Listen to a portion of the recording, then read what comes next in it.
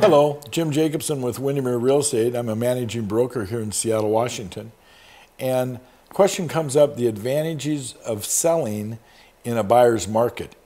And that's really a kind of a loaded question because you have to look at each client specifically and what their needs are and their desires.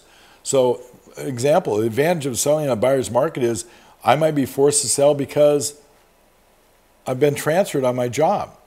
And we also look at how are we going to be able to sell this property? Are we going to be able to sell this property and get cashed out?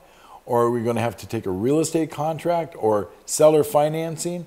Or are we going to have to sell short? All these questions are what have to be done in a client consultation. So I want to just take an abstract and just say I'm selling in a buyer's market. And let's say I'm in an equity position, because you really have to take every instance by itself. So I bought a home for $300,000, 15 years ago, and maybe that house is worth $450,000 today.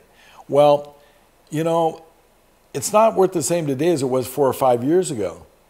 But depending on what I'm going to do with the monies will determine whether or not this is a good time for me to sell or not.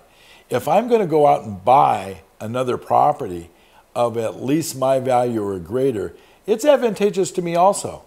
Because if I'm selling a property for less than it was worth 5 years ago, and let's change the numbers around a little bit. Let's say 5 years ago the house was worth $450 and today it's worth $350. Well, and I'm still got equity in the property. But if I'm going to go out and buy something else at, let's say, $400 or $425 or higher, I haven't really lost anything. It's all relative. What I'm buying is going to be worth more than it was 5 years ago also. I'll give you another example. I have a client that bought a property in 2001 for $80,000, and the value of her unit is depreciated or gone down by $20,000.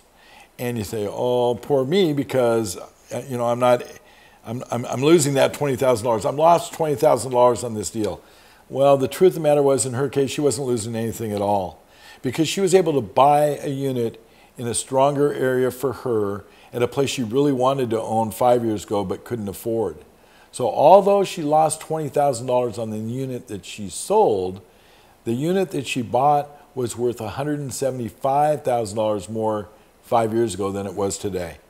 So obviously the comparison of I'm losing $20,000 and gaining $175,000, net difference is really, relative to numbers, $155,000 gain for her.